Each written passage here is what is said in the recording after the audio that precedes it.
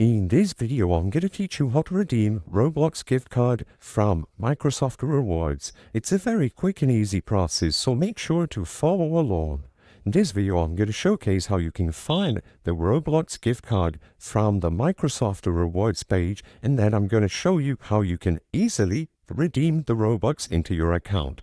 So first, if you go over to rewardsoutpaying.com, you are going to be able to browse through Microsoft Rewards. You can also do this directly through the Microsoft Store application on your computer, but I'm going to showcase it on the website. If you switch over to redeem, the Roblox gift card should appear automatically close to the top. If you don't see it, you can use the search function to look for Roblox. Keep in mind that most gift cards inside of Microsoft Rewards come and go. So, depending on the time that you are watching this video, Roblox gift cards might not be available anymore. All that you have to do is search to see if it is available.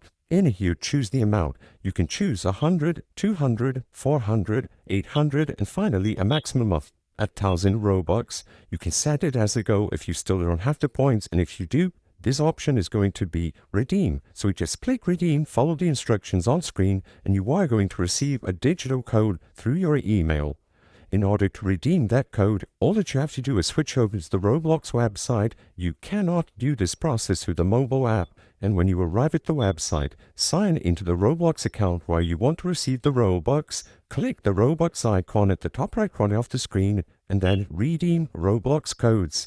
In here, input the code that you got from Microsoft Rewards, tick this box, and then click redeem. You are going to receive the Robux instantly. It is extremely simple, and this is all you have to do as long as you have the necessary amount of points to get your Robux. I hope I was able to help you on how to redeem Roblox gift card from Microsoft Rewards. If this video helped you, please be sure to leave a like and subscribe for more quick and easy tips. Thank you for watching.